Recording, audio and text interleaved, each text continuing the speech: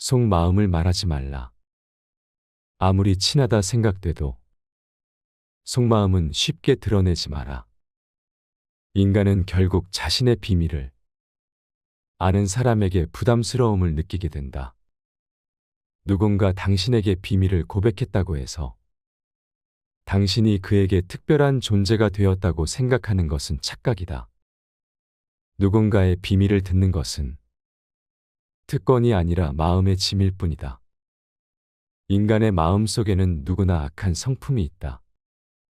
이 악함은 본능적으로 상대의 약점을 쳐서 공격하려 하고 때때로 우리의 가장 부드럽고 연약한 곳에 상처를 내기 쉽다.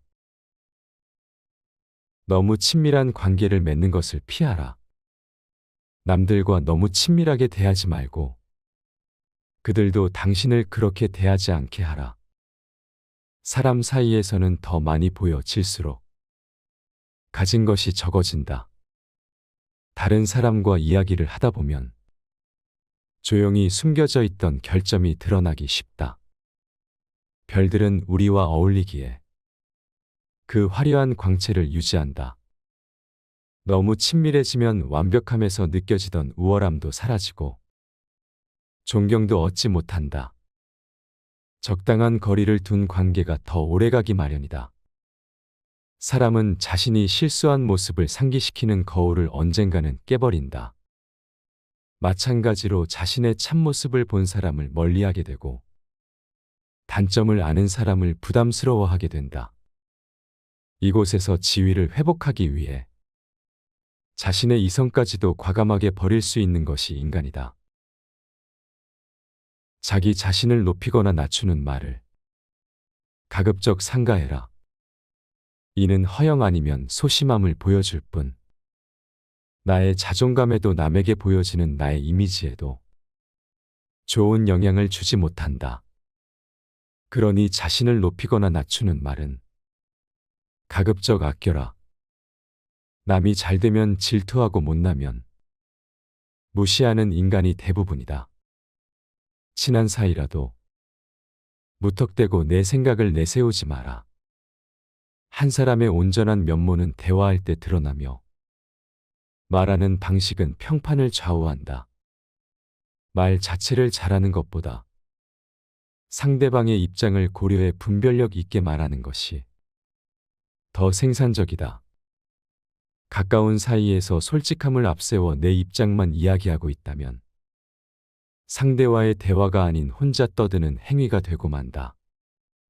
아무리 친해도 무턱대고 내 생각을 내세우기보다 상대의 상황과 입장 그리고 현재의 감정을 잘 고려해 말해야 한다. 이런 공감 대화는 관계에 있어 꼭 필요하며 가까운 사이에서 놓치기 쉬운 실수이다. 내가 하고 싶은 말을 아무리 많이 해도 다른 사람의 마음을 끌지 못하면 아무 소용이 없다. 혼자 말하는 듯한 말들은 스스로에 대한 자만에서 나오고 듣는 사람들에게 평가절하 당하기 쉽다. 적당한 침묵으로 신비감을 유지하라. 익숙한 것보다 이국적인 것이 더 비싸고 잘 알지 못하는 것이 과대평가된다. 마찬가지로 사람들은 당신에 대해 신비감을 느낄 때 당신을 더 높이 평가한다. 따라서 좋은 평판을 얻으려면 자신에 대해 지나치게 자세히 설명하지 마라. 당신이 하는 말의 의미를 알아듣고 당신을 비판할 기회를 주지 않을 정도가 적절할 것이다. 대부분의 사람은 자신이 왜 칭찬하는지 이유도 모르면서 잘 알려지지 않는 것이나 신비로운 것을 숭배한다. 당신의 견해를 너무 내세우지 마라. 사람들은 각자 자신의 견해를 가지고 그에 합당한 근거가 있다고 생각한다. 자신에 대해 과신하지 마라. 사람들의 반감을 느끼게 하며 그 가치를 추락시킨다. 잘난 척은 가진 것이 없는 사람들의 방어 기체로 가장 볼품이 없고 형편없는 행동이다. 지나치기보다 부족하게 표현하라. 과장되게 칭찬하면 당장은 상대의 기분을 좋게 할 수 있지만 결국 기대와 현실 사이의 간극을 느끼게 한다. 과장된 칭찬은 상대를 기만하는 행위가 되며 거짓말과 유사한 결과를 가져 사실과 멀어지면서 결국 나에 대한 신뢰를 잃게 된다. 현명한 사람은 부족하게 표현하며 어리석은 자는 과장되게 표현한다. 현명한 사람은 해야 할 말만 간결하게 함으로써 일을 빠르게 진행시키고 불편함이 없도록 한다. 좋은 말은 짧게 하면 더욱 좋아지고 나쁜 말도 짧게 하면 그보다 더 나빠지지 않는다. 물 한 양동이보다 와인 한 잔이 더 값비싼 것과 같다. 또한 명언집에 실린 말들은 모두 짤막하다. 그것은 지혜가 간결하게 응축되어 있기 때문이다.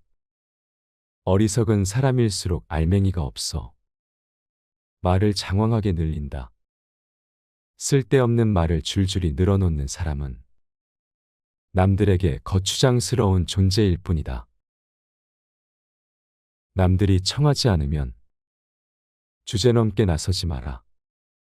주제넘게 나서지 않으면 남들에게 무시당하지 않는다. 남들에게 존중을 받으려면 스스로 자신의 가치를 유치하라. 부르지 않을 때는 절대로 가지 말고 남들에게 정해질 때에만 가라. 제멋대로 나서게 되면 일이 잘못될 경우에 모든 불만을 다 짊어지게 되어 있다. 사람들의 결점에 익숙해지는 것도 배워야 할 재주다. 의존적인 관계에 있을 때는 더 그래야 한다. 그들에게 익숙해지는 것도 삶에 필요한 수완이다. 처음엔 힘들겠지만 결국엔 어떤 끔찍한 상황에서 더 놀라지 않을 능력이 생긴다. 깊이 생각하면 불쾌한 일을 예방하거나 견딜 수 있어서 좋을 수 있다. 절대로 남의 결점에 대한 이야기는 하지 마라. 여러 사람들과 모여서 이야기를 나눌 때 꺼내서는 안 되는 화제가 바로 남에 대한 이야기이다. 그 자리에 없는 사람을 헐뜯어 눈앞에 있는 이들의 비위를 맞추려 하는 것은 그야말로 비열한 짓이다. 이때 눈을 반짝이며 귀를 쫑긋 세우는 사람이 있다면 그 또한 비열한 인간이나 할 수 있다. 올바른 사람이라면 남의 험담을 들었을 때 자신 또한 그러한 이야기를 좋아하는 무리로 묶는 것이라 생각해 무척 불쾌하게 여길 것이다. 기왕 남에 대한 이야기를 할 거면 미덕이나 선행을 전하는 것이 좋다. 좋은 소문을 말하는 것은 이야기를 듣는 이들에게도 예의를 표하는 것이라 할 수 있다. 곁에 있다고 해서 모두 내 편은 아니다. 웃는 얼굴로 다가오는 사람들 중에는 무언가 꿍꿍이를 품고 있는 이들이 많다. 이런 자들은 나의 진심을 알아보거나 비밀을 캐내기 위해 넌지시 떠보면서 유도 신문을 한다. 상대에게 나쁜 짓을 한 적도 없는데 괜히 나에게 적의를 품는 사람도 있다. 그런가 하면 갑자기 면전에 대고 우라통을 쏟아내는 사람도 있다. 가슴을 후벼 파는 폭언도 서슴지 않고 조롱을 잔뜩 담아 빈정대기도 하며 상대가 나가떨어지는 모습을 보고 코웃음을 치기도 한다. 거짓 소문을 퍼뜨려 다른 사람의 사회적 신용을 떨어뜨리려 하는 사람도 있다. 이런 종류의 악함이 면역이 없는 사람은 마음에 큰 타격을 입기 쉽다. 우리는 이런 매정한 무리를 잘 대처해야 한다. 자신의 생각을 쉽게 드러내면 그 끝은 결코 좋지 못할 것이다. 스스로를 보호하기 위한 최소한의 예방책은 마련해 두자. 즉 자신의 생각을 쉽게 드러내지 말라는 것이다. 나의 생각을 분명히 말한다고 해서 반드시 사람들의 존경을 받는 것은 아니라는 사실도 기억해 두자. 오히려 비난만 듣게 되는 경우가 허다하다. 만약 그 생각이 어긋나기라도 하면 불행은 그만큼 더 커질 것이다.